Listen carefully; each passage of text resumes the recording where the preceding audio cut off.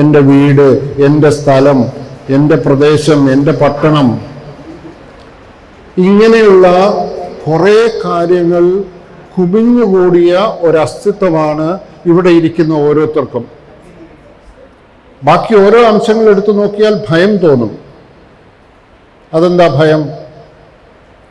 എൻ്റെ പേരിൽ ഏതോ വിഭാഗീയതകളുടെ കുറേ അംശങ്ങൾ എന്നിലുണ്ട്, ഏതോ ജാതിയുടെ കുറേ അംശങ്ങളുണ്ട്. ഇതൊന്നും മനുഷ്യനെ ഒരു പ്രപഞ്ച ജീവിയായി മനസ്സിലാക്കാൻ തടസ്സം നിൽക്കുന്നതാണ്. എന്തൊരു ഭീകരാവസ്ഥയാണ്! ഹോമോസാപ്പിയൻ എന്ന് പറയുന്ന 3 ലക്ഷം വർഷങ്ങളുള്ള ആ ഒരു ലീനിയേജിൻ്റെ അവസാനം എത്തി നിൽക്കുന്ന നിങ്ങൾക്ക് 3 തലമുറയിൽപ്പെട്ട എനിക്കും 3 തലമുറയിൽപ്പെട്ടവരെ അനുഭവപരമായി പരിചയമുള്ളൂ.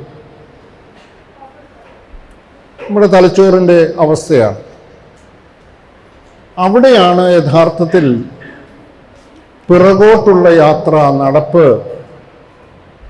ഏത് ചിന്തിക്കുന്ന മനുഷ്യനും വളരെ വിലപ്പെട്ടതാകുന്നത്. ഞാൻ ഇന്നിവിടെ നിങ്ങളോട് പറയാൻ ആഗ്രഹിക്കുന്ന കാര്യം, 100 പേരെ നിരത്തി നിർത്തിയാൽ ഇത് ആദ്യം നിൽക്കുന്നത് വിനോദാണെന്ന് ചോദിക്കും. വിനോദിൻ്റെ കുട്ടി മുമ്പിൽ നിൽപ്പുണ്ട്, വിനോദിൻ്റെ അച്ഛനും അമ്മയും ഉണ്ട്. ഇങ്ങനെ നമുക്കിങ്ങനെ 100 പേരെ നിർത്തിയാൽ ഞാൻ നിങ്ങളോട് പറയാൻ പോകുന്ന കാര്യങ്ങൾ 70നും 90നും ഇടയ്ക്കുള്ള മനുഷ്യരെ പറ്റിയാണ്. അതായത് 70 തലമുറയ്ക്കും 90 തലമുറയ്ക്കും. എൻ്റെ 4ാമത്തെ തലമുറയെപ്പറ്റി എനിക്ക് കഷ്ടി പേരറിയാം.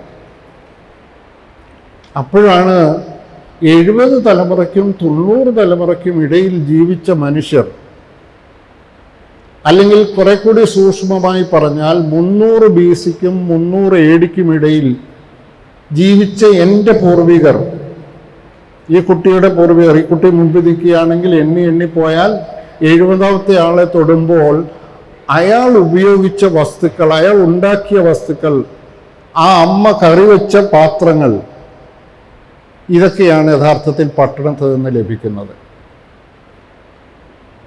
വല്ലാതെ സന്തോഷം തോന്നണ്ടേ?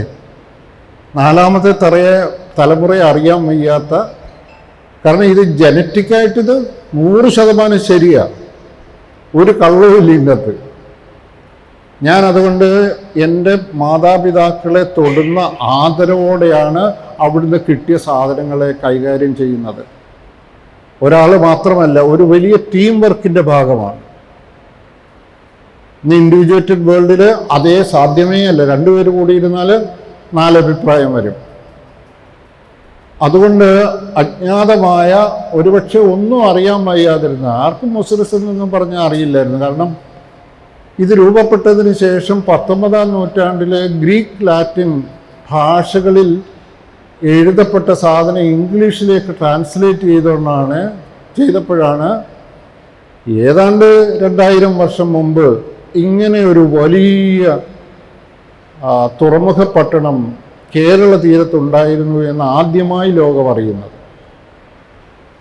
അത് കുറച്ച് കഴിഞ്ഞിട്ടാണ് തമിഴിലും സാൻസ്ക്രിറ്റിലുമൊക്കെയുള്ള ചില കൃതികളിൽ ഇതിനെപ്പറ്റിയുള്ള പരാമർശങ്ങൾ അറിയുന്നത്.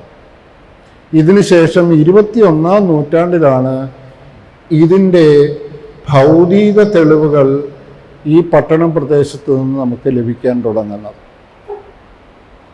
അങ്ങനെ 11 വർഷം തുടർച്ചയായി, ഇടയ്ക്കൊക്കെ ബ്രേക്ക് വന്ന് നടത്തിയതിൻ്റെ അടിസ്ഥാനത്തിൽ കിട്ടിയ സാധനങ്ങൾ പറഞ്ഞാൽ നിങ്ങൾക്ക് തല കറങ്ങും. ഒരെണ്ണത്തിന് കാര്യം ഞാൻ പറയാം. പാത്രകഷ്ണങ്ങൾ. നമ്മുടെ പുരാതന ജനതയെ പഠിക്കാനുള്ള ഏറ്റവും മൗലികമായ വസ്തു പാത്രകഷ്ണങ്ങളാണ്, മൺപാത്ര കഷ്ണങ്ങൾ. എന്താണെന്നറിയാമോ? കാരണം അത് പ്ലാസ്റ്റിസിറ്റിയിലേക്ക്, ഈ ക്ലേ പ്രത്യേക ഊഷ്മാവിൽ 600 സെൻറ്റിഗ്രേഡ് മുകളിൽ ചൂടാക്കി കഴിഞ്ഞാൽ അതിന് പ്ലാസ്റ്റിസിറ്റി ഉണ്ടാകും. അത് പിന്നെ പ്രപഞ്ചം ഉള്ളിടത്തോളം കാലം നമ്മൾ തല്ലി ഉടച്ച് പൊടിച്ച് കളഞ്ഞില്ലെങ്കിൽ അത് നിലനിൽക്കും. അപ്പോൾ 1% താഴെയുള്ള പട്ടണം ആർക്കിയോളജിക്കൽ സൈറ്റ് കുഴിച്ചപ്പോൾ കിട്ടിയത് 45 ലക്ഷത്തിന് മേൽ പാത്രകഷ്ണങ്ങളാണ്. അതിൽ 1.5 ലക്ഷം പാത്രകഷ്ണങ്ങൾ ഇന്ത്യൻ ഉപഭൂഖണ്ഡത്തിൽ നിന്ന് പുറത്തുനിന്ന് വന്നവയാണ്. അപ്പോഴാണ് പറയുന്നത്, അപ്പോൾ വാസ്കോ ഡ ഗാമയൊക്കെ വരുന്നതിന് മുമ്പ് നമുക്ക് ഇങ്ങനെയൊക്കെ ബന്ധങ്ങളുണ്ടായിരുന്നോ? ബന്ധങ്ങളുണ്ടായിരുന്നു എന്ന് മാത്രമല്ല, അവരുമായി എല്ലാ അർത്ഥത്തിലും സഹവർത്തിക്കുവാനും അവരുമായൊക്കെ വലിയ വിനിമയങ്ങൾ, ഞാൻ കച്ചവടം എന്ന് പറയുന്നില്ല, കാരണം കച്ചവടം ഉണ്ടാകുന്നുള്ള തീർച്ചയില്ല. ഏതായാലും ഈ തെളിവുകളുടെ സമാഹാരത്തിൽ വളരെ കുറച്ച്, കാരണം 1 മണിക്കൂറേ കഷ്ടിയുള്ളൂ, വളരെ കുറച്ച് കാര്യങ്ങൾ നിങ്ങളോട് പറയുകയും ഈ ഹോമോസാപ്പിയൻസിന്, ഞാൻ മനുഷ്യൻ എന്നുള്ള പദം ഉപയോഗിക്കുന്നില്ല. I don't want you and I be called as human beings. We are not, honestly. We are so barbaric in our thinking, so fragmented, so isolated when compared to the population or the people who lived between 70 generations and 90 generations. It is between 300 BC and 300 AD. I think this is clear. Now let us go and understand what was the kind of world view. എന്തായിരുന്നു അവരുടെ ലോകവീക്ഷണം? ഞാൻ അബ്സ്ട്രാക്റ്റായിട്ട് പോവുകയല്ല, കാരണം വളരെ മൗലികമായ വസ്തുതകളിൽ ഊന്നിയേ എനിക്ക് സംസാരിക്കാനുള്ളൂ. കാരണം എന്താ, I M A material scientist. I don't take into account many opinions. I have to have tangible, എനിക്കും ഈ കുട്ടിക്കും തൊടുവാൻ കഴിയുന്ന, തൊട്ടിട്ട് പരസ്പര വിരുദ്ധമായ ചോദ്യങ്ങൾ ചോദിക്കാൻ കഴിയുന്ന സാധ്യതയുള്ള തെളിവുകളെ അടിസ്ഥാനമാക്കിയേ സംസാരിക്കാനാവും. അതുകൊണ്ട് ഞാൻ പറയുമ്പോൾ അബ്സ്ട്രാക്റ്റ് ആകും എന്ന് കരുതണ്ട. എങ്കിലും ഈ മനുഷ്യർക്ക് ഒരു പ്രത്യേകതരം പ്രപഞ്ച വീക്ഷണമുണ്ടായിരുന്നു. അതെങ്ങനെ ഈ പ്രപഞ്ച വീക്ഷണം ഉണ്ടാകുന്നത്? ഇപ്പം നമുക്ക് ഇല്ലാത്തൊരു സാധനമാണ്. നമുക്ക് പ്രപഞ്ച വീക്ഷണമുണ്ടോ? വാട്ട് യു മീൻ ബൈ പ്രപഞ്ച വീക്ഷണം?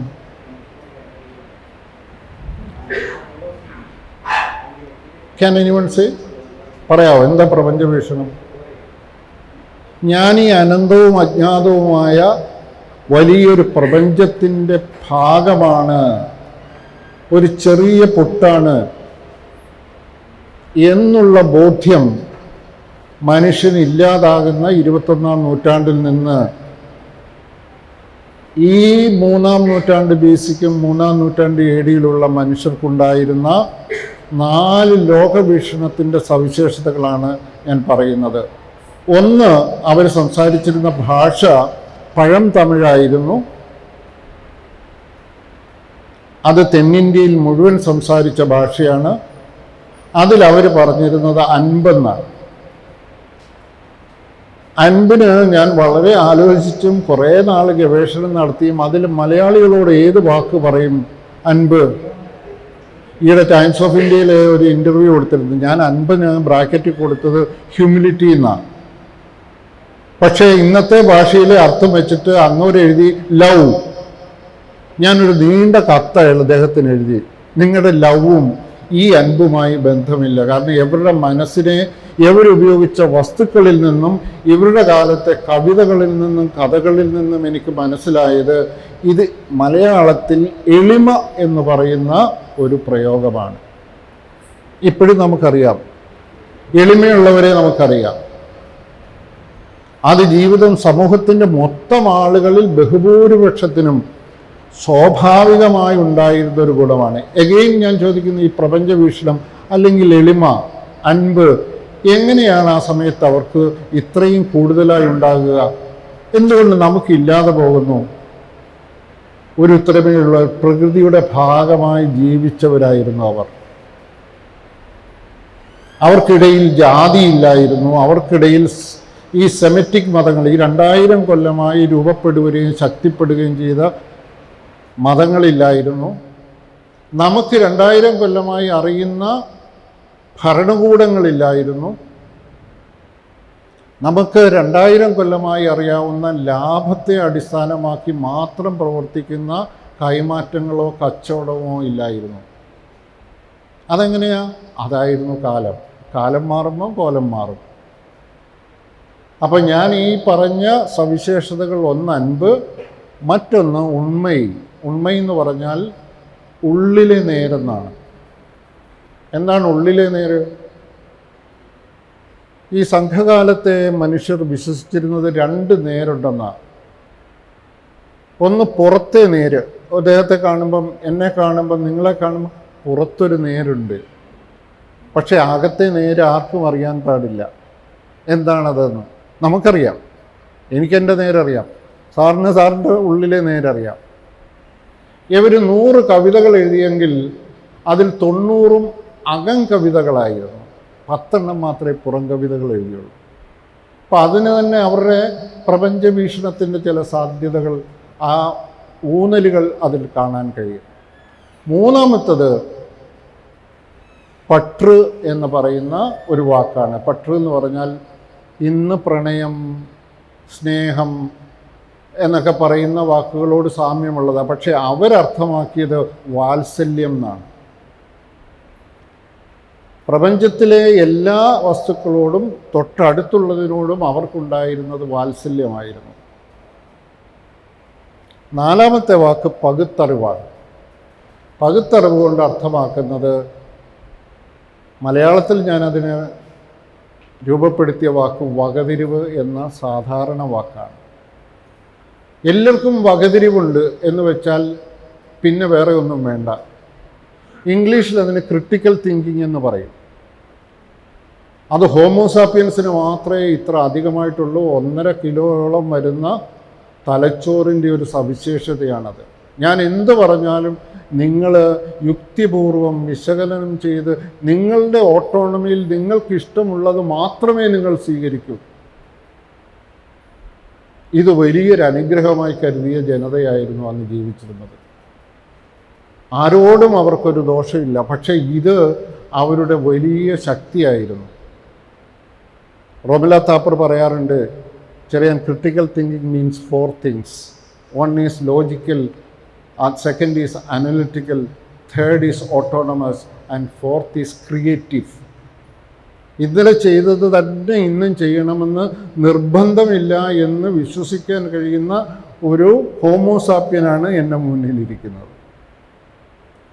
കാരണം എന്താ? വിശകലനം ചെയ്തും യുക്തിപൂർവ്വവും നാളെ ഞാൻ 4 മണിക്ക് എഴുന്നേക്കും, എൻ്റെ ദിനചര്യകൾ മുഴുവൻ മാറ്റും ഞാൻ എന്ന് തീരുമാനിച്ചാൽ അത് നടന്നിരിക്കും. This is critical thinking. ഇപ്പം ഞാൻ പറഞ്ഞു വന്നത്, ഇതായിരുന്നു അവരുടെ പ്രപഞ്ചബോധം. ഇതിൽ അവരെ വേറിട്ട് നിർത്താൻ അവർക്ക് കഴിയില്ലായിരുന്നു. ആ സമയത്ത് ജാതി വ്യവസ്ഥ നമ്മുടെ സമൂഹത്തിലേക്ക് വന്നിട്ടില്ല. അതിന് തമിഴിൽ പറയുന്ന പേര് സംഘകാലം എന്നാണ്. ഈ 300 BC 300 AD എന്നുള്ള തീയതി എങ്ങനെ വന്നുവെന്നൂടെ ഞാൻ പറയാം. പട്ടണത്ത് നിന്ന് ലഭിക്കുന്ന തെളിവുകൾ പ്രകാരം 38 റേഡിയോ കാർബൺ ഡേറ്റ്സ് പ്രകാരവും അവിടെ കിട്ടുന്ന വസ്തുക്കളുടെ ടൈപ്പോളജി എന്ന് പറഞ്ഞാൽ ഒരു കാലത്ത് ഒരു പ്രത്യേകതരം സാധനം ഉണ്ടാവും അല്ലേ? നമ്മുടെ സ്മാർട്ട് ഫോൺ എന്ന് പറഞ്ഞത് 2010 സ്മാർട്ട് ഫോൺ ഉണ്ടോ? ഇല്ല, അതിന് ശേഷമാണ് വന്നത്. അപ്പോൾ ഒരു വസ്തു കിട്ടിയാൽ അതിൻ്റെ ക്രോണോളജി അന്വേഷിക്കാൻ തീർച്ചയായിട്ടും ഈ മെറ്റീരിയൽ സയൻറ്റിസ്റ്റ്, എനിക്ക് ആർക്കിയോളജിസ്റ്റ് എന്നൊക്കെ പറയുന്നത് തന്നെ ചെറിയ വിഷമമാകും. അത് ഈ ബാർബർ എന്നൊക്കെ പറയുന്ന പോലെ, അല്ലെങ്കിൽ ഡോക്ടർ എന്നൊക്കെ പറയുന്ന പോലെ, എൻജിനീയർ എന്നൊക്കെ പറയുന്ന പോലെ ഒരു സൂത്രം. അത് better use a science person, because he dissects it, he understands it, and he has the potential to ask very powerful creative questions to it, and also to accept whatever he thinks is right. So in effect, I was telling, there was typology, there is stratigraphy, അതായത് അടരുകളിലാണിത്. ലോകത്തെ ഏറ്റവും ശാസ്ത്രീയമായ ഒരു പഠന മേഖലയാണ് ഈ പറഞ്ഞ പുരാവസ്തു പഠനം. അതെങ്ങനെ, എന്നോട് ആരോട് ചോദിക്കരുത് എങ്ങനെയാണ് പട്ടണത്ത് അത് വന്നതെന്ന്. അത് ഞാനും നിങ്ങൾ നമ്മുടെ അമ്മയുടെ വയറ്റിൽ ജനിച്ചതുപോലെയുള്ളൊരു അത്ഭുതമാണ്. ലോകത്തെ ചില പ്രദേശങ്ങളിൽ ഭൂമിക്ക് ഗർഭം വെക്കും, പടിപടിയാതെ ഉയർന്നുയർന്നു വരും. ഈ ഉയർന്നു വരുന്നത് അന്ന് ജീവിച്ചിരിക്കുമ്പോൾ ആരും അറിയില്ല. അപ്പോൾ എന്ത് സംഭവിക്കും? അവിടെ ജീവിച്ചവരുടെ അവശിഷ്ടങ്ങൾ അതിൻ്റെ അടിയിൽ കുടുങ്ങും. അതുകൊണ്ട് ലോകത്തെമ്പാടും ഇത്രയുള്ള സ്ഥലങ്ങളെ വലിയ പ്രാധാന്യത്തോടെയാണ് കാണുന്നത്. പക്ഷേ വർത്തമാനത്തിൽ അവപ്പെട്ട കേരള സമൂഹം അതിനെ തിരിച്ചറിയുന്നില്ല എന്നുള്ളൊരു ഉദാഹരണമാണ് ഇന്ന് കുട്ടികളോട് ചോദിച്ചു. പട്ടണം എന്നുള്ളൊരു ഗ്രാമത്തിൽ ഒരു വലിയ തുറമുഖം കണ്ടെത്തി. ആ തുറമുഖത്തിൻ്റെ പേരെന്താണ് അറിയില്ല. അവരെ കുറ്റം പറഞ്ഞിട്ട് കാര്യമില്ല, നമ്മുടെ സമൂഹത്തെ കുറ്റം പറഞ്ഞിട്ട് കാര്യമില്ല. We live in A trapped present. അത് ഇറ്റേണലുമാണ്. നമ്മളൊന്നും അടുത്ത കാലത്തൊന്നും മരിക്കാനേ പോകുന്നില്ല. മലയാളികൾ ഒരിക്കലും മരിക്കില്ല. അവരങ്ങനെ ജീവിച്ചുകൊണ്ടേയിരിക്കുക. They don't have a cosmic view എന്ന് പറഞ്ഞാൽ ഈ 4 ഗുണങ്ങളില്ലേ: എളിമ, വകതിരിവ്, വാത്സല്യം, ഏതാ ഉള്ളിലെ നേര്. You are right. ഇത് 4 ഉണ്ടെങ്കിൽ അത് നടക്കും. So let me go fast. Let me also say something about the PAMA research institute. ഇത് 2 ലൊക്കേഷനിലാണ് ഇപ്പോൾ പ്രവർത്തിക്കുന്നത്. ഒന്ന് പട്ടണം സൈറ്റിൽ തന്നെയാണ്, മറ്റൊന്ന് ആലുവയിലുള്ള സൈറ്റാണ്. ആ സൈറ്റ് റോമില താപ്പർ, KN പണിക്കർ എന്നിവരുടെ പേരിലുള്ള ക്രിയേറ്റീവ് അക്കാദമിക് സെൻ്ററാണ്. അവിടെ ഞങ്ങൾ ചെയ്യുന്ന കാര്യങ്ങൾ ഇതാണ്. ഗ്രാമം, പട്ടണ ഗ്രാമത്തിൻ്റെ ഒരു ഫോട്ടോയാണ്. ഇതാണ് ആലുവയിലുള്ള സെൻറ്റർ. ഞങ്ങൾ ഇവിടെ ചെയ്യുന്നത്, വി പ്രൊവൈഡ് ഇൻറ്റേൺഷിപ്സ്. ഞങ്ങൾക്ക് ജാതിയില്ല എന്ന് പറഞ്ഞാൽ ഒരാളെടുക്കൽ കൊമേഴ്സാണോ, എന്താ പഠിച്ചത്, എൻജിനീയറിംഗ് ആണോ, ഡോക്ടറാണോ, ഇത് ചോദിക്കുന്ന പ്രശ്നമില്ല. All that you need is 4 qualities: അൻപ്, ഉണ്മ, പற்று, പകുത്തറിവ്. So then you are free to engage. These people also did not had any university education. They had no formal education. ഇതൊക്കെ എത്ര നാളായി വന്നിട്ട്? So we have to think in terms of some foundational aspects of our graceful living, a short living in this world. So these are the details. 12 പുസ്തകങ്ങളുണ്ട് ഞങ്ങൾക്ക്. 12 സീസണിലാണ് ഞങ്ങൾ, 11 സീസണിലാണ് work ചെയ്തത്. ഇതെല്ലാം publish ചെയ്തിട്ടുള്ള മെറ്റീരിയലാണ്. അപ്പോൾ അവിടെ വരുന്ന കുട്ടികൾക്ക് they can go into it, they can ask questions. ഇപ്പോൾ 1 മാസത്തേക്ക് വിദേശത്ത് ഞാൻ ഇദ്ദേഹത്തോട് പറയായിരുന്നു, we get students from outside. അതെന്തുകൊണ്ടാണെന്ന് ഞാൻ കാണിക്കുമ്പോൾ മനസ്സിലാകും. 2000 വർഷങ്ങൾക്ക് മുമ്പ് ഇന്നത്തെ 25 രാഷ്ട്രങ്ങളിൽ നിന്നുള്ള ആളുകൾ ഇവിടെ വരികയും നമ്മളുമായി ഇടപഴകുകയും ചെയ്തിട്ടുണ്ട്. Can you imagine? അവരിങ്ങോട്ട് വന്നെന്ന് പറഞ്ഞാൽ നിങ്ങളങ്ങോട്ട് പോവില്ലേ? It was natural. Only two-way connections are possible. So these materials that we excavated from there. This is what I was telling you about the cosmic view. And many things related to this is, one is the most important thing is the water bodies of this region. ഇങ്ങനെ ഒരു കാലത്തെ visualise ചെയ്യണമെങ്കിൽ നിങ്ങളൊരു drone ആകണം. ഇപ്പോൾ ഡ്രോണൊക്കെ അറിയാമല്ലോ. You have to fly and go up in the skies and look down. ഞാനിവിടെ KFRAയിലെ 2 സയൻറ്റിസ്റ്റുകൾ സഹായിച്ചിട്ട് കേരളത്തിൻ്റെ അന്നത്തെ അവസ്ഥ എങ്ങനെയായിരിക്കും എന്ന് that I will show you. പിന്നെ ഇത്രയും നദികളും അതിൻ്റെ കൈവഴികളും ഉണ്ടായിരുന്ന ഒരു പ്രദേശം ലോകത്ത് അപൂർവമാണ്. So there are so many things that I have written here. that I have already told you, state, polity, everything was different. So I will tell you something scattered about this, but this is very important to realize that these people were different. The human geography എന്ന് പറയുന്നത് മനുഷ്യപ്രകൃതി. അവർ ഈ divisions ഉണ്ടാക്കിയത് ഇന്നത്തെ പോലെ ജാതിയുടെയോ മതത്തിൻ്റെയോ ഒന്നും അടിസ്ഥാനത്തിലല്ല, ഭൂപ്രകൃതിയുടെ അടിസ്ഥാനത്തിലാണ്. ഏതൊക്കെ ഭൂപ്രകൃതിയിലാണ് മനുഷ്യൻ ജീവിക്കുന്നുവോ അവരുടെ ജീവസന്ധാരണം ഏത് രീതിയിലാണ് എന്നുള്ള അർത്ഥത്തിലാണ് അവർ ഭൂമിയെ വിഭജിച്ചത്. അവർക്ക് തന്നെ അതിൽ സബ്സിസ്റ്റൻസിനുള്ള പ്രത്യേകതകൾ ഉണ്ടാക്കിയത് അതിനെ അടിസ്ഥാനമാക്കിയാണ്. 4 ഭൂപ്രദേശങ്ങളാണുള്ളത്. ഒന്ന് കുറിഞ്ചി എന്ന് പറഞ്ഞാൽ വലിയ കാടുകളും മലകളുമുള്ള പ്രദേശങ്ങൾ. മറ്റൊന്ന് മരുതം, അത് താഴ്വാരങ്ങളിലേക്ക് വരുമ്പോൾ ഉള്ള കൃഷിയിടങ്ങളാണ്. മറ്റൊന്ന് Mullai is also hilly region and forest region. മറ്റൊന്ന് പാലൈ, നമ്മുടെ പാലക്കാട് പോലെ വരണ്ട പ്രദേശങ്ങളാണ്. മറ്റൊന്ന് Neythal, that is coastal region. പക്ഷെ ഇതിൻ്റെ 4ൻ്റെയും 5ൻ്റെയും പ്രത്യേകത എന്താണെന്ന് ചോദിച്ചാൽ ഇവിടെ എല്ലാം നിബിഡമായ വനങ്ങളായിരുന്നു. Even Palay, which was considered arid or dry, there was also forest. So I call it an archipelago of rainforest. So these 5 regions, and its polity was also different.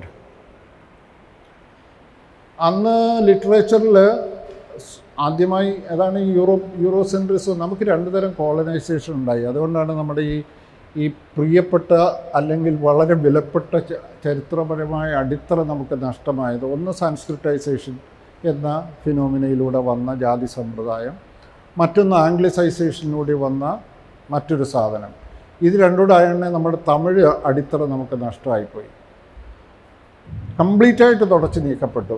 So ആ പൊളിറ്റിയെപ്പറ്റി മനസ്സിലാക്കണമെങ്കിൽ കൂടുതൽ ഗവേഷണം വേണ്ടി വരും. പക്ഷേ ഇപ്പം മനസ്സിലാക്കുന്നതനുസരിച്ച് 65 ചെറു നാട്ടുപ്രദേശങ്ങളുള്ള ചെറു രാജാക്കന്മാരുള്ള 3 വലിയ രാജാക്കന്മാരുള്ള ഒരു പ്രദേശമായിരുന്നു. This is a horizontal polity. Do you know what I am saying? Horizontal polity എന്ന് പറഞ്ഞാൽ പിരമിഡിക്കൽ അല്ല. അവിടെ ചക്രവർത്തി, പിന്നെ ഹയറാർക്കി എന്നത്. ഇവിടെ അങ്ങനെയല്ല. 65 നാട്ടുരാജ്യങ്ങൾ, സ്മോൾ റീജിയൻ കിങ്സ്.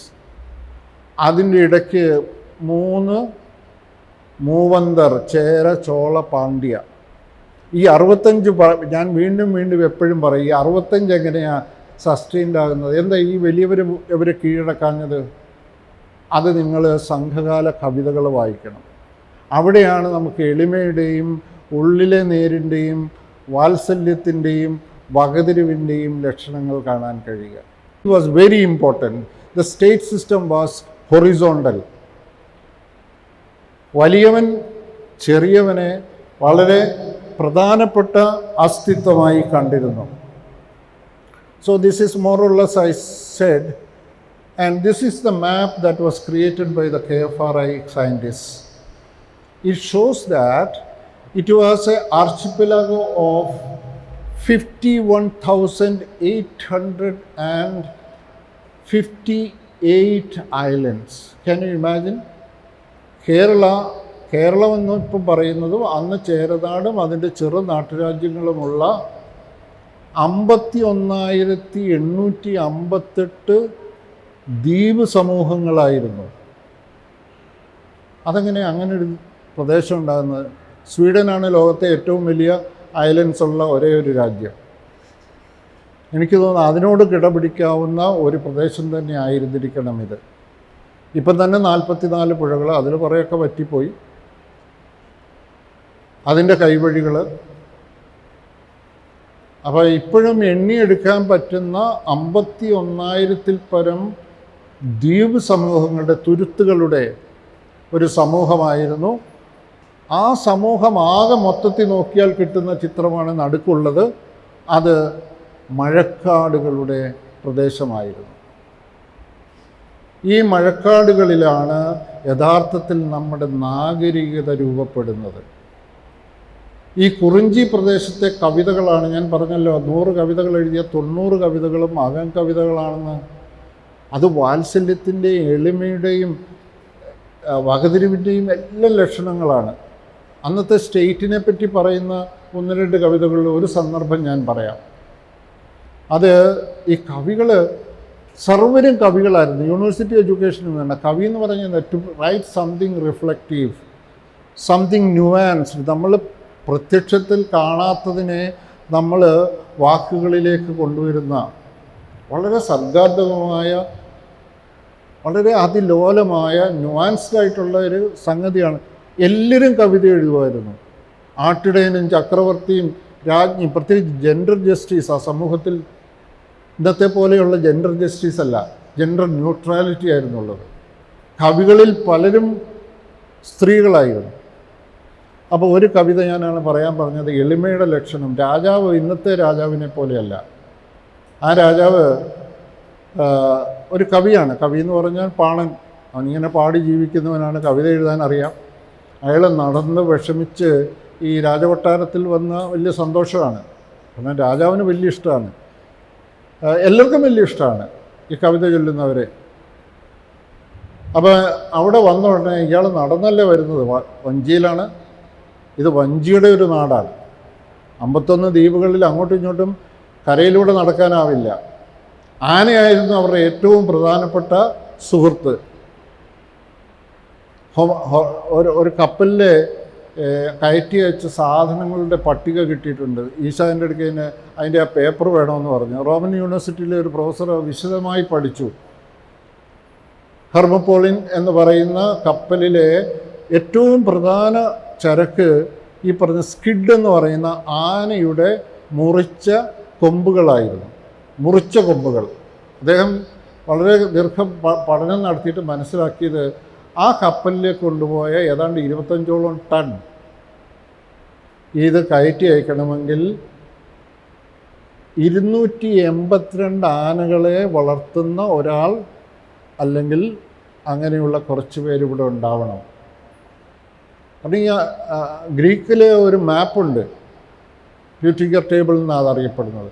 ആ മാപ്പിൽ എഴുതിയിരിക്കുന്നത്, ഗ്രീക്കിൽ എഴുതിയിരിക്കുന്നത് ആനകൾ പിറക്കുന്ന ഇടം. അതിൻ്റെ അവശിഷ്ടമാണ് നമ്മുടെ വൈലോപ്പള്ളി സഹ്യൻ്റെ പുത്രൻ എന്നൊക്കെ എഴുതിയത്, സഹ്യപർവ്വതം. കാരണം ആനകളും മനുഷ്യനുമായിട്ടുള്ള ബന്ധത്തിൻ്റെ ഏറ്റവും വലിയ സംഗതിയാണ് നമ്മുടെ പൂരം. പക്ഷേ അതൊക്കെ മാറി. പക്ഷെ ഇപ്പോഴും നമ്മളിൽ അതിലുള്ള അൻപും ഉണ്മയും പട്ടറും പകുത്തറും ഇപ്പോഴും ഉണ്ട്. അതുകൊണ്ടാണ് നമുക്ക് ഈ ആനയോട് ഭയങ്കര വൈകാരികത. പക്ഷേ അവരത് ചെയ്യുന്ന ദ്രോഹം തിരിച്ചറിയാൻ പറ്റാത്ത വളരെ ദുഷ്കരമായൊരു കാലത്തൂടെ കടന്നു പോവുകയും. അപ്പോൾ ഈ എലിമെൻറ്റ്സ് ഞാൻ പറയാൻ കാര്യം എന്ത് പറയുമ്പോഴാണ് ഞാനിത് പറഞ്ഞത്. ആക്ച്വലി മഴക്കാടുകളുടെ ഒരു ലോകം. It is a archipelago of rain forest. അതിൻ്റെ ഒരു ഡെപ്തിലേക്ക് പോയാൽ ഇവിടെ ഇത്രയും വിദേശികളൊക്കെ വരാനുള്ള കാരണങ്ങൾ ചിലപ്പോൾ ഞങ്ങൾ ഈ വസ്തുക്കളിൽ അന്വേഷിക്കും. വൈദ്യം വളരെ പ്രധാനപ്പെട്ടതായിരുന്നു. സിദ്ധവൈദ്യം, ആദി ആയുർവേദം, വെൽബീയിങ് മനുഷ്യനും അത്യാവശ്യമുള്ള കാര്യമല്ല. ഏത് പ്രായത്തിലും വി ആർ കോൺഷ്യസ്. അസുഖം വന്ന പ്രശ്നമില്ലേ? ഇവർക്ക് അങ്ങനെ വലിയ കഴിവുണ്ടായിരുന്നു. നമ്മുടെ ഉണ്ണികൃഷ്ണനോട് ചോദിച്ചാൽ മതി. ഉണ്ണികൃഷ്ണൻ പറയും, ഉണ്ണികൃഷ്ണൻ ഈ കാട് കയറാൻ തുടങ്ങിയ സമയത്തൊക്കെ ആദിവാസികൾ മൂപ്പന്മാരോട്ട് സംസാരിക്കുമ്പോൾ ഇവിടുത്തെ സ്പെഷ്യലിസ്റ്റുകൾ തോറ്റുപോകുന്ന തരത്തിലുള്ള ജ്ഞാനം അവർക്കുണ്ട്, അറിവ് അവർക്കുണ്ട്. ഇത് സഹസ്രാബ്ദങ്ങളായി നേടിയെടുത്ത അറിവാണ്. അത് നഷ്ടമായി പോകുന്ന ഒരു കാലമായി തുടങ്ങിയിട്ട് 2000 വർഷമായെന്നാണ് എനിക്ക് തോന്നുന്നത്. ഏതായാലും this was very important. This really shows the importance of Muziris. Muziris എന്ന് പറയുന്നത് പട്ടണമാണ്. അത് ഗ്രീക്കിലും ലാറ്റിനുമുള്ള ഭാഷകളിൽ എഴുതപ്പെട്ട ഭാഷയാണ്. തമിഴിൽ അതിനെ മുസിരി പട്ടണമെന്നാണ്, സംസ്കൃതത്തിലും മുസിരി എന്നാണ് പറയുന്നത്. അപ്പം വിദേശികളാണ് അങ്ങനെ ഒരു പേര് ഇതിന് കൊടുത്തത്. ഇപ്പോൾ ലോകത്ത് ഈ 2 പേരുകളും അറിയപ്പെടുന്നുണ്ട്. ഒരു സമയത്ത് 5-ാം നൂറ്റാണ്ട് BC മുതൽ 5-ാം നൂറ്റാണ്ട് AD വരെയുള്ള കാലത്ത് ലോകമെമ്പാടും ഇതേ നിലവാരത്തിലുള്ള ഒരു സംസ്കാരം നിലവിലിരുന്നു എന്നാണ് ഞാൻ കരുതുന്നത്. യൂറോപ്പുകാർ ആ കാലത്തെ വിളിക്കുന്നത് ക്ലാസിക്കൽ ഏജ് എന്നാണ്. ഗ്രീക്കോ റോമൻ എന്ന് പറയുന്ന ഗ്രീക്കോ റോമൻ ഈജിപ്ഷ്യൻ കാലഘട്ടത്തെയാണ് ക്ലാസിക്കൽ ഏജ് എന്ന് പറയുന്നത്. അത് അവരുടെ മേന്മ സുപ്പീരിയോറിറ്റി കാണിക്കാൻ വേണ്ടി ഉണ്ടാക്കിയ വാക്കാണെങ്കിലും കാലം പോകെ പോകെ എല്ലാവർക്കും മനസ്സിലായി ചൈനീസ് സിവിലൈസേഷനായാലും ഇന്ത്യൻ സിവിലൈസേഷനായാലും ആഫ്രിക്കൻ സിവിലൈസേഷനായാലും ഈ പീരീഡ് ഭയങ്കര പ്രധാനപ്പെട്ടതായിരുന്നു. നമ്മുടെ കാര്യത്തിൽ വളരെ പ്രധാനപ്പെട്ടതായിരുന്നു. ഈ കാലഘട്ടത്തിലാണ് ഈ ജൈന ബുദ്ധ ചിന്തകളുടെ വലിയ സ്വാധീനം. അതിൽ നിങ്ങളുടെയും എൻ്റെയും പൂർവികർക്ക് വളരെ താല്പര്യമായിരുന്നു. കാരണം അത് റാഷണലാണ്, അത് ദൈവം ഇല്ല എന്ന് പറഞ്ഞതാണ്. ഇതിപ്പം ദൈവം ഉണ്ടെന്ന് പറയുന്നതിനോടുള്ള ഒരു സംഘർഷമായിട്ടോ അതിനെ ബൈനറി ആയിട്ടോ കാണരുത്. കാരണം ഇവർ നമ്മളൊക്കെ ആലോചിക്കുന്നതിലും ആർഗ്യുമെൻറ്റേറ്റീവ് അല്ല, they were superior in many contexts. ഞാൻ ആ കവിതയുടെ കാര്യം പറഞ്ഞ് തീർന്നില്ലായിരുന്നു തോന്നുന്നു. Did I complete that story? ഇല്ല. അതിനകത്ത് ഈ രാജാവിനെ കാണാൻ വന്ന പാണൻ വന്ന ഉടനെ അവിടെ ഒരു ബെഞ്ച് പോലൊരു സാധനം കിടന്നായിരുന്നു. അദ്ദേഹം അവിടെ കയറി ഞാൻ കിടന്നുറങ്ങിപ്പോയി. കുറച്ച് കഴിഞ്ഞുടനെ നോക്കിയുടനെ ഈ അദ്ദേഹം കാണുന്നത് ആരോ അദ്ദേഹത്തെ വീശി ഉറക്കുക. അദ്ദേഹം ഞെട്ടി നോക്കിയുടനെ അവിടുത്തെ രാജാവ് തന്നെയാണ്. ഇത് വളരെ സൂക്ഷ്മമായിട്ടത് പഠിച്ചാൽ നമുക്ക് മനസ്സിലാകും. അന്നത്തെ രാജത്വം എന്ന് പറയുന്നതിൻ്റെ ഏറ്റവും മുഖമുദ്ര എളിമയായിരുന്നു. ഞാൻ ചില പണ്ഡിതന്മാരോടൊക്കെ ചോദിക്കും, തമിഴ് വളരെ കാര്യമായി പഠിച്ചിട്ടുള്ളവരോട് ചോദിക്കും, ജാതി വ്യവസ്ഥയില്ലേ, എങ്ങനെയാണ് രാജാവിനെ നിർണ്ണയിക്കുന്നത്? 1-2 പേര് പറഞ്ഞ് അവരുടെ അൻപാണ്. അവർക്ക് എളിമയുണ്ടെങ്കിൽ അവരാ സമൂഹത്തിൻ്റെ നേതൃത്വത്തിലേക്ക് വന്നിരിക്കും. ബാക്കി ഗുണങ്ങളും ഉണ്ടാവണം. ഒരുപക്ഷെ സാമൂഹ്യമായിട്ടൊക്കെ മുന്നിൽ നിൽക്കുന്ന കുടുംബങ്ങളിൽ നിന്നോ അങ്ങനെയുള്ള structures that needs to be studied greatly.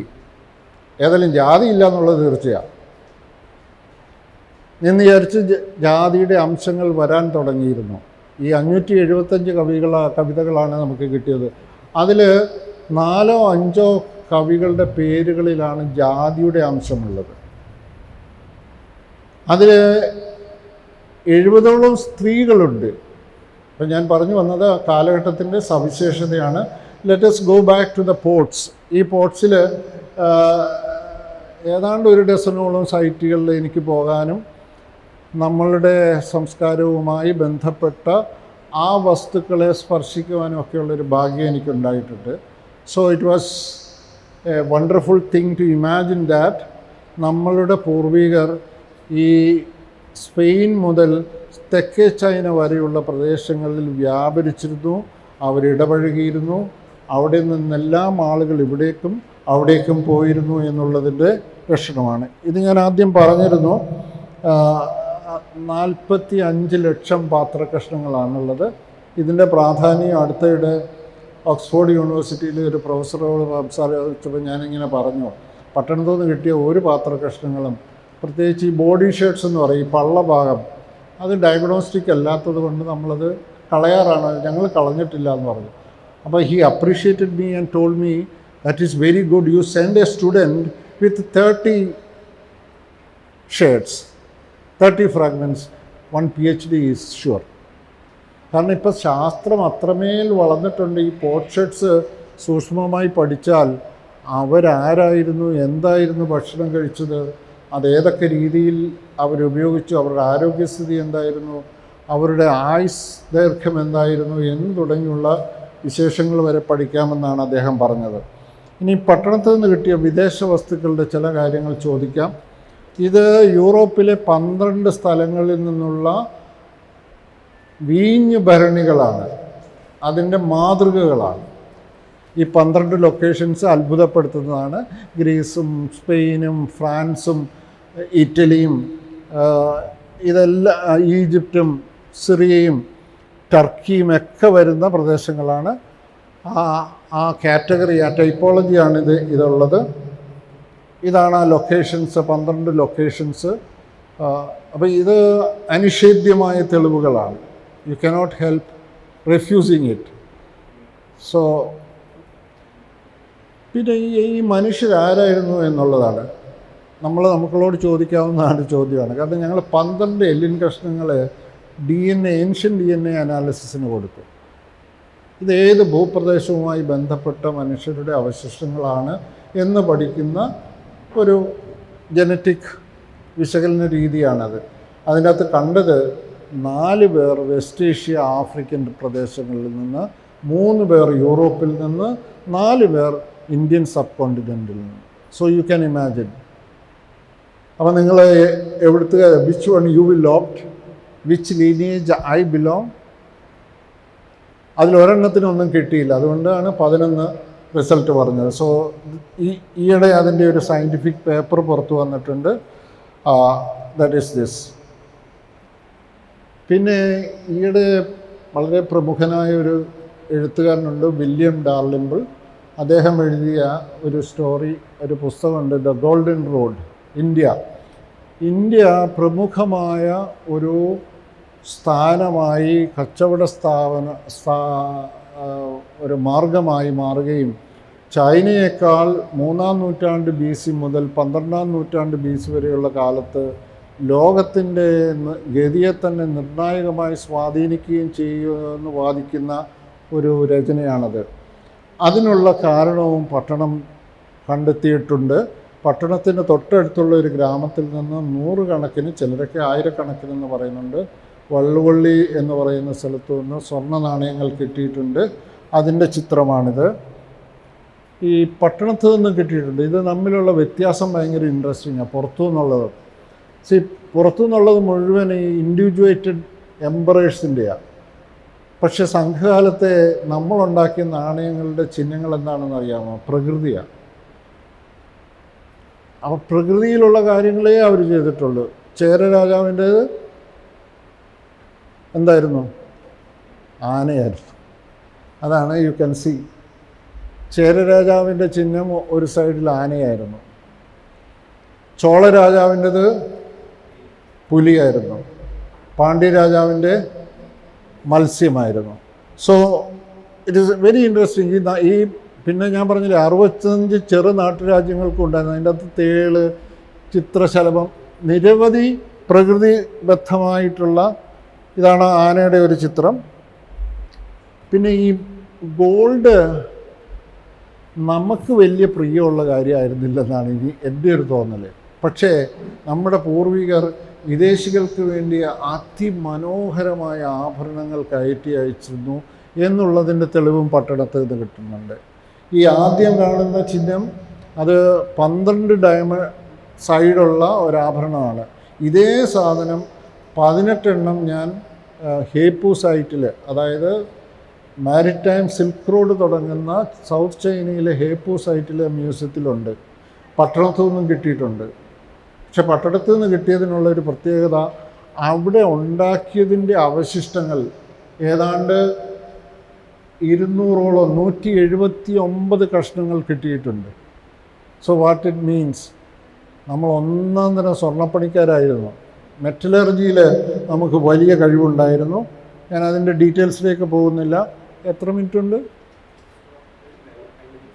5 minutes. ഇതും വളരെ പ്രധാനപ്പെട്ടതാണ്.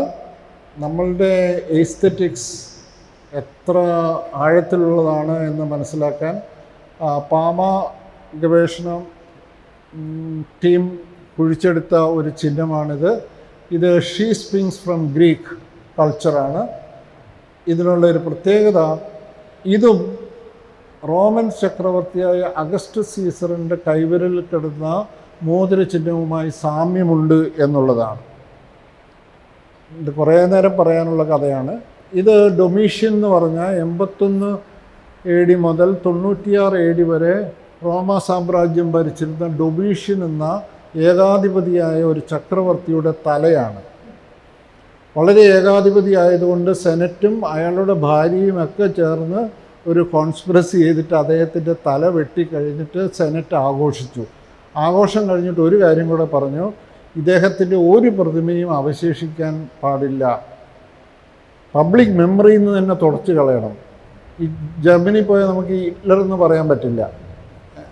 ഞാനൊരു കസിൻ്റെ കൂടെ നടക്കാൻ പോയതിന് അയാൾ പറയും ഹിറ്റ്ലർ എന്ന് പറയില്ലെന്ന്. ഞാൻ ചോദിച്ചാൽ എന്താ? ഇവിടുത്തുകാർക്ക് ഇഷ്ടമല്ല പേര്.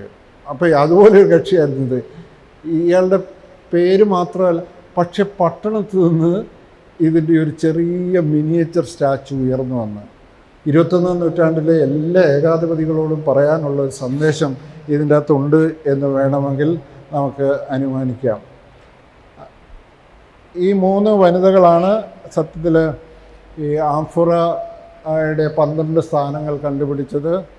ജൂലിയ റോക്കോയാണ് അഗസ്റ്റസ് സീസറിൻ്റെ കൈവിരലിൽ കിടന്ന മോതിരചിഹ്നത്തിനോട് സാമ്യമാണ് പട്ടണത്തെ അത് കണ്ടുപിടിച്ചത്. മറിയാന ബെർഗ്മാനാണ് ഈ പറഞ്ഞ ഡൊമീഷ്യൻ്റെ തല. So they have veterans, they are greatest researchers in the 21st century. So I just want to tell you this. So ഈ മിത്തുകളൊക്കെ ഇവിടെ വരിക എന്ന് പറയുന്നത് it can move thousands of ships. കഥ കേൾക്കുക, കഥയിൽ പറഞ്ഞിട്ടുള്ള ക്യാരക്ടേഴ്സിനെ നമ്മൾ കൊത്തിയെടുക്കുക, അപ്പോൾ അത് അത്ഭുതകരമായ പ്രത്യേകതയാണ്. പിന്നെ lastly I want to just to conclude by saying a poetry that നിങ്ങൾ പറഞ്ഞില്ലേ ഈ അൻപും ഉണ്മയും പട്ടറും പകുത്തറിവും ഒക്കെ എന്താണ് എന്നുള്ളതിൻ്റെ ഒരു കവിതയാണ്. Can you read it? Can you read it?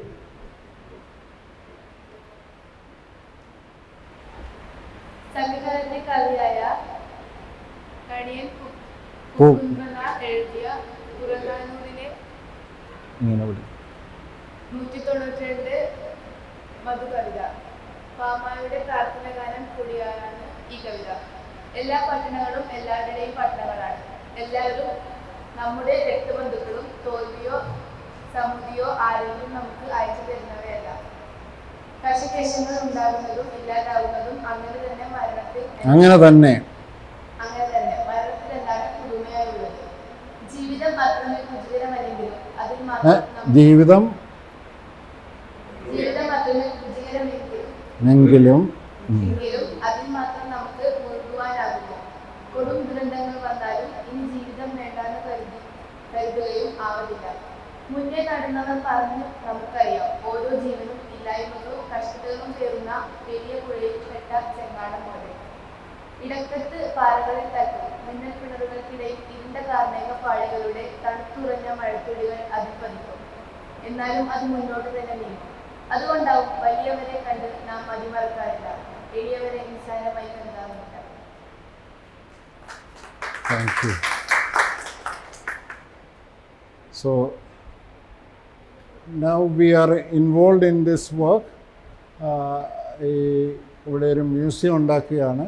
ഇതിനെല്ലാം ഒരു കൊളോണിയൽ ട്രഡീഷന് വിരുദ്ധമായിട്ടുള്ളൊരു മ്യൂസിയം ഉണ്ടാക്കാനാണ്. You are all welcome to join it and in which our way possible. Please have, you can have.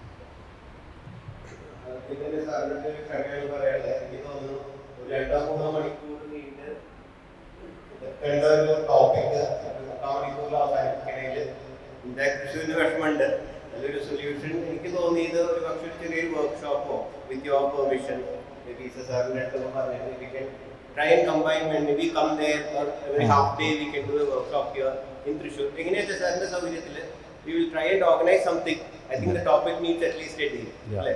ഒരു 3/4 മണിക്കൂർ സാറിനെ ഇത്രയും ചെറുതാക്കി ഒരു topic I am so sad but I hope this is a starting point to which we can grow and കുറേ കൂടി വലിയ കാര്യങ്ങൾ ഒരുമിച്ച് ചെയ്യാമെന്ന് പ്രതീക്ഷിക്കുന്നു. Thanks so much for coming here. നമ്മൾ വളരെ വൈകിയെന്ന് വെച്ചാൽ മ്യൂസിയത്തിനും ഒരു ക്ലോസിംഗ് ടൈം ഒക്കെ ഉണ്ട്. ഒരു സർക്കാർ സ്ഥാപനമായതുകൊണ്ട് അവർക്ക് വല്ലാണ്ട് നീങ്ങാൻ പറ്റില്ല. സോ എന്നാലും 1-2 ചോദ്യങ്ങൾ ചോദിച്ചാൽ നന്നായിരിക്കും.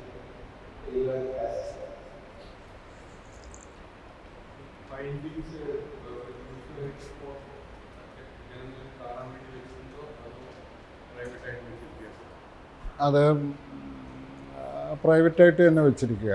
ആക്ച്വലി 2 ഇൻസ്റ്റിറ്റ്യൂഷൻസാണ് അത് ചെയ്തത്. ഒന്ന് KCHR. ആദ്യത്തെ 9 സീസൺ KCHRൻ്റെ പാർട്ടായിട്ടാണ്. അതിപ്പോൾ അവരുടെ കസ്റ്റഡിയിലാണ്.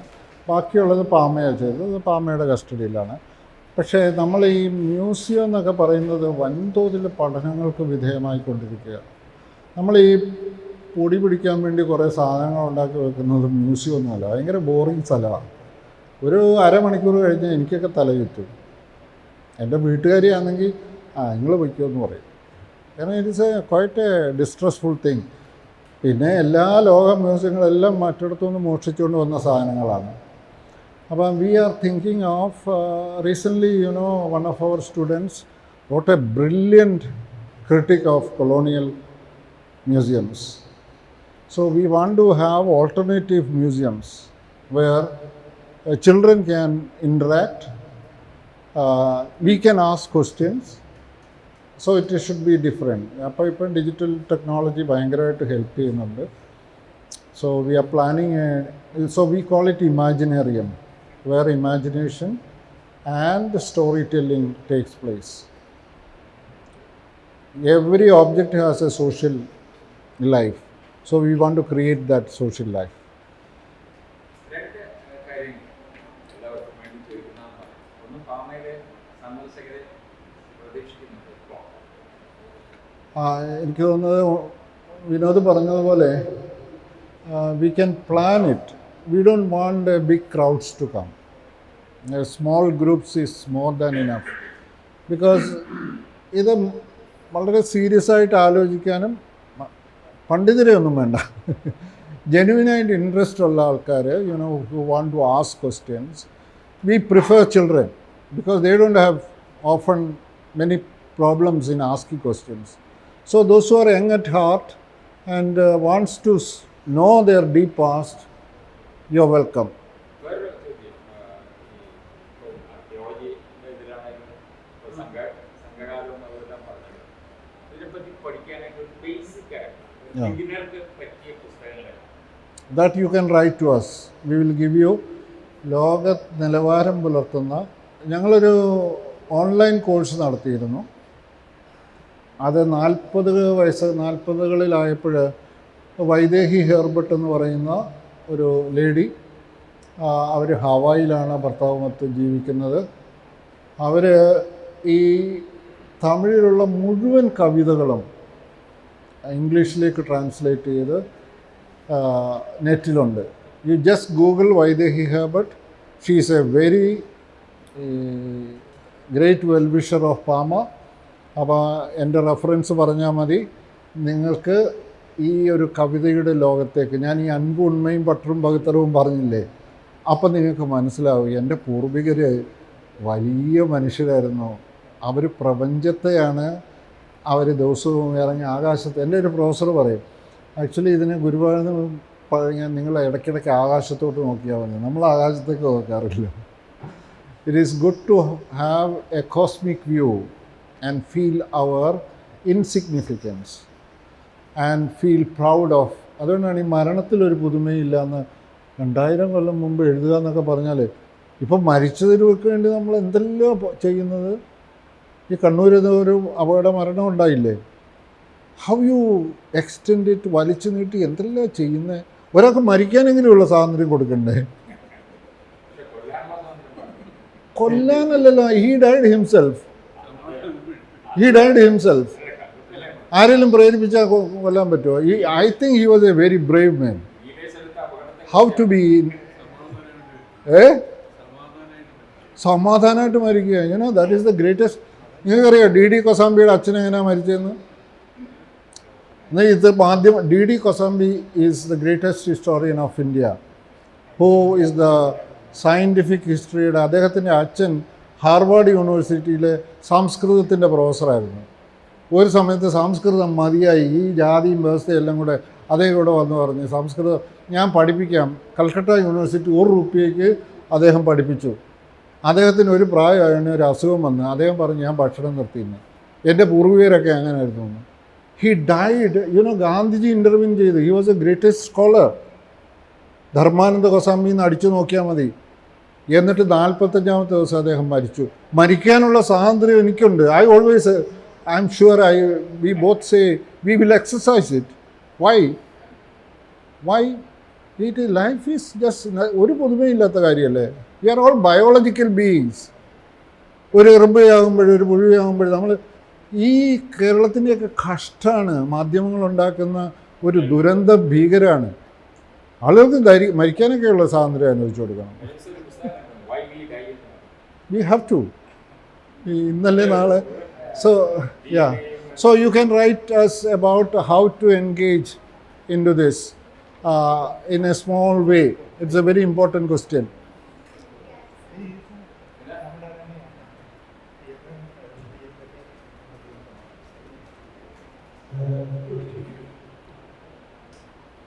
സാധാരണ കുറച്ച് കാര്യങ്ങൾ ഒന്ന് ആ പീരീഡിൽ ഈ ശ്രീലങ്കയും സൗത്ത് ഇന്ത്യയിലെ കണക്റ്റഡായിട്ട് കിടന്നിരുന്നു എന്ന് പറയുന്ന ലാൻഡ് മാസ് കണക്റ്റഡായിട്ട് കിടന്നു, അങ്ങനെ എന്തെങ്കിലും തെളിവുകൾ നമുക്ക് കിട്ടിയിട്ടുണ്ടോ? ഞാൻ അതിനെപ്പറ്റി ഇങ്ങനെ അന്വേഷിച്ചിട്ടുണ്ട്. Actually there was a gap. Geological ടൈമിൽ ഇത് കണക്റ്റഡ് ആയിരുന്നു. പക്ഷേ ഇത് നമ്മൾ 2000 വർഷത്തെ ചെറിയ കാലത്തെ വ്യത്യാസത്തിലല്ലേ പറയുന്നത്.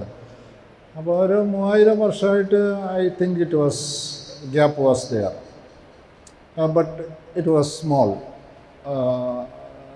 30 കിലോമീറ്റേഴ്സ് സംതിങ് ലൈക്ക് ദാറ്റ്. അപ്പോൾ അതാണ് എൻ്റെ ഒരു അനുമാനം. ഞാനും അത് അന്വേഷിച്ചിട്ടുണ്ട്, ഇത് ഒരുമിച്ച് കിടന്നതാണ്.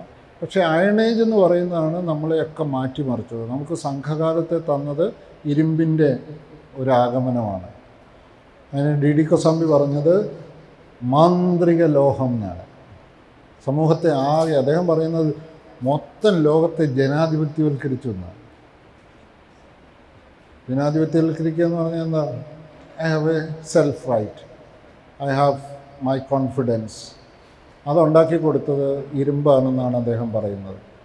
അപ്പോൾ ഈ പീരീഡിലൊക്കെ ഈ പറഞ്ഞ പോലെ രണ്ടായിരുന്നു.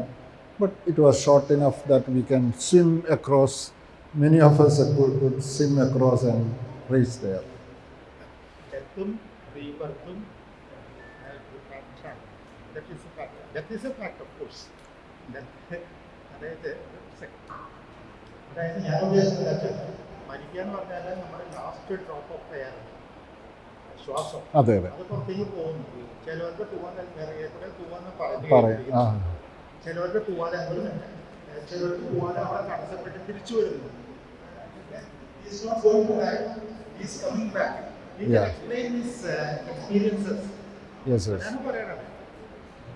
അതെ, എനിക്ക് ഭയങ്കര ഇഷ്ടമുള്ളൊരു ഫിനോമിനയാണ് മരണം എന്നുള്ളത്. ഞാൻ ആദ്യമായിട്ട് ആർക്കിയോളജി പഠിക്കാൻ തുടങ്ങിയത് ശരിക്കും മരണം എന്താണ് എന്ന് ആർക്കിയോളജി ഓഫ് ഡെത്ത് എന്ന് പറഞ്ഞൊരു ലേഖനം എഴുതിയതാണ്. അതെപ്പോഴാണ് നമ്മൾ മനസ്സിലായത് പ്രപഞ്ചത്തിലുള്ള മനുഷ്യനെ സംബന്ധിച്ചിടത്തോളം ആദ്യകാലം മുതൽ വളരെ കൗതുകം മാത്രമല്ല വലിയ താല്പര്യമുളവാക്കിയ ഒരു മേഖലയാണ്. അതിന് 100,000 രസകരമായ, മാത്രം പറയാം, ഈ ആർക്കിയോളജി തന്നെ രക്ഷപ്പെട്ടത് എന്താണെന്നറിയാമോ? ഈ മനുഷ്യർക്ക് മരിച്ചവരോടുള്ള ഭയങ്കര വാത്സല്യമായിരുന്നു. മരിച്ചവർ ഇരിക്കപ്പുറത്ത് തരില്ല ജീവിച്ചിരിക്കുന്നവർക്ക്. എന്ത് ചെയ്താൽ അങ്ങനെയാണ് ലോകത്തിലെ 90% or more archaeological remains are related to monuments, burial monuments. അപ്പോൾ അത് മനോഹരമായൊരു പഠനശാഖയാണ്. നമ്മൾ റീബർത്ത് എന്നും ഒക്കെ പറയുന്നുണ്ട്, പലതരത്തിലുള്ള വ്യാഖ്യാനങ്ങളുണ്ട്. I can send you the article which that was. അതെ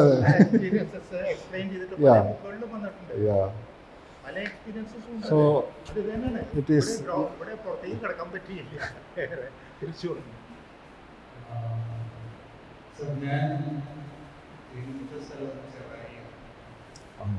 വിദേശിയ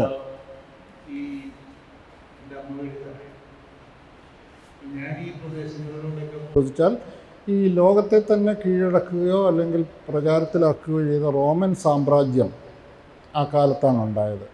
അപ്പോൾ അഗസ്റ്റസ് സീസർ ചക്രവർത്തിയായ സമയത്ത് ശരിക്കും അദ്ദേഹം നാവികരോട് ആവശ്യപ്പെട്ടത്, നിങ്ങൾ കിഴക്ക് ഭൂമിയുടെ അതിർത്തിയിൽ മുസിർസ് എന്ന് പറഞ്ഞൊരു തുറമുഖമുണ്ട്, അവിടെ പോയി ഈ റോമിലെ ജനതയ്ക്ക് വേണ്ടി ഏറ്റവും വിലപ്പെട്ട സാധനങ്ങളെല്ലാം അവിടെ കിട്ടും, മേടിച്ചുകൊണ്ട് വരാനാണ് പറഞ്ഞത്. There is A kind of A argument like that. അന്ന് സൂയസ് കനാലില്ലല്ലോ, അതുകൊണ്ട് ഈജിപ്തും റെഡ് സീയുമായിട്ടുള്ള 250 കിലോമീറ്റർ പ്രദേശം അദ്ദേഹം 14 സ്റ്റേഷൻസ്, അതിലൊരു 3-4 സ്റ്റേഷൻസ് ഞാൻ പോയിട്ടുണ്ട്, മരുഭൂമിയിലൂടെ സ്റ്റേഷൻസ് ഉണ്ടാക്കിയിട്ടുണ്ട്. ഇന്ത്യയുമായിട്ടുള്ള കച്ചവടം അത്രമേൽ പ്രധാനമായിരുന്നു. നമ്മൾ 5 ചാക്ക് കുരുമുളക് ചോദിച്ചാൽ 10 ചാക്ക് കൊടുക്കുന്ന ആൾക്കാരായിരുന്നു. അതുകൊണ്ട് തന്നെ അവർ 50 സ്വർണ്ണ നാണയങ്ങൾക്ക് പകരം 100 സ്വർണ്ണ നാണയങ്ങളുമായിട്ട് വരുമായിരുന്നു. അപ്പോൾ ഈ ലാഭത്തിനും അപ്പുറത്തുള്ള ഒരു പ്രത്യേകതരം മനുഷ്യത്വപരമായ വാത്സല്യപരമായ ഒരു കൈമാറ്റം അന്ന് നടന്നു എന്നുള്ളതിന് തെളിവുണ്ട്. കാരണം 2-ാം നൂറ്റാണ്ട് AD വരെ നമുക്ക് നാണയങ്ങൾ കിട്ടുന്നുള്ളൂ. 2-ാം നൂറ്റാണ്ട് AD മുതലേ തുടങ്ങുന്നു. അപ്പോൾ അതിനു മുമ്പ് എങ്ങനെയാണ് കൈമാറിയത്? It's a big question. പിന്നെ കേരളം മുഴുവനെ മുസ്ലിംസായിട്ട് കൂട്ടിയാലും തകരാറാവില്ല. അതാണ് എൻ്റെ ഒരു തോന്നൽ. It is not just that location. അത് നമ്മുടെ ഈ പഞ്ചായത്ത് അടിസ്ഥാനത്തിലും വാർഡ് അടിസ്ഥാനത്തിലും ഒക്കെ നമ്മളുടെ ഒരു ഇൻഡിവിജ്വാലിറ്റി ഇല്ലേ, അത് നമ്മൾ ചുരുക്കുന്നത് കൊണ്ടാണ്. അതിനാണ് ഞാൻ ഈ പ്രപഞ്ച വീക്ഷണം എന്ന് പറയുന്നത്. We are part of a cosmos. We are not just something to a location. അപ്പോൾ വളരെ സുദീർഘമായ ഈ പ്രദേശം മുഴുവൻ, ഇത് മാത്രമല്ല ഇന്ത്യൻ സബ് കോണ്ടിനെൻറ്റ്, ഗുജറാത്ത് മുതൽ ബംഗാൾ വരെയുള്ള പ്രദേശങ്ങളുമായി വളരെ അടുപ്പമുണ്ടായിരുന്ന വാണിജ്യ തുറമുഖങ്ങൾ ഈ സൈഡിൽ മുഴുവൻ ഉണ്ടായിരുന്നു.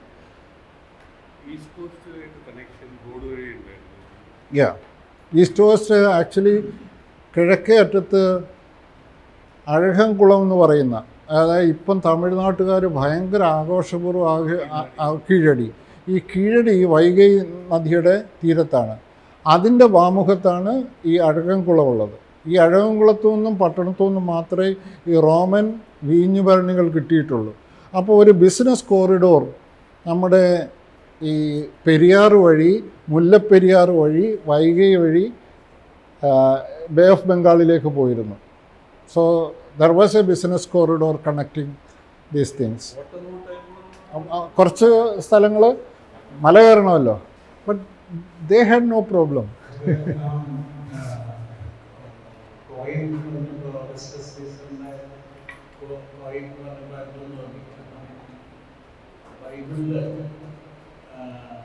ക്രിസ്തുവിന്റെ ജനനകാലത്ത് അവിടെ ഇവര് മേരിയും ജോസഫും മൂവ് ചെയ്യുന്ന ഒരു കാരണം പറയുന്നത് ഓഗസ്റ്റസ് സീസറിന്റെ പേരെഴുതിക്കൽ ചടങ്ങ് വേണ്ടിയിട്ടാണ് മൂവ് ചെയ്തതെന്നാണ്.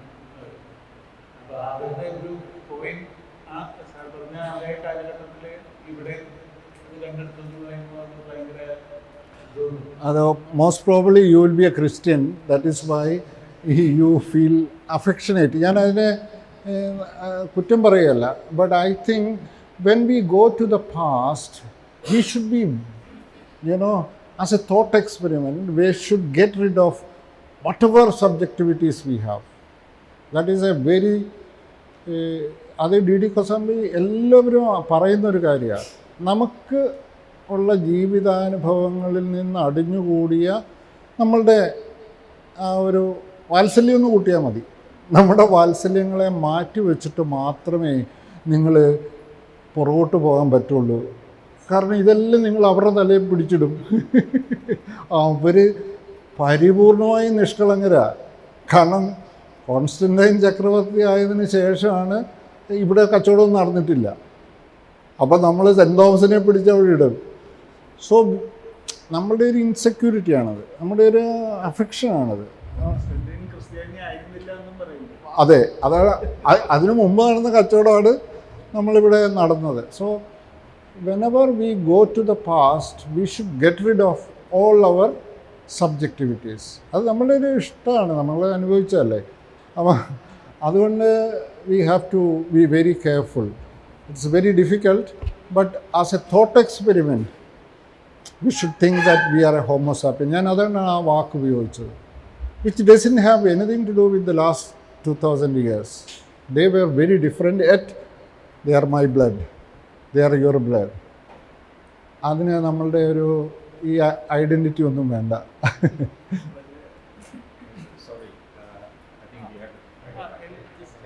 ഈ വധുവള്ളിയിൽ ഇത് സ്ഥലത്ത് എനിക്ക് 87 84 ആ അതെ അതെ ഞാൻ ഓർക്കുന്നുണ്ട് ആ സംഭവം അന്ന് അവിടെയൊക്കെ അത് വലിയ സംഭവ വിഷയമായിരുന്നു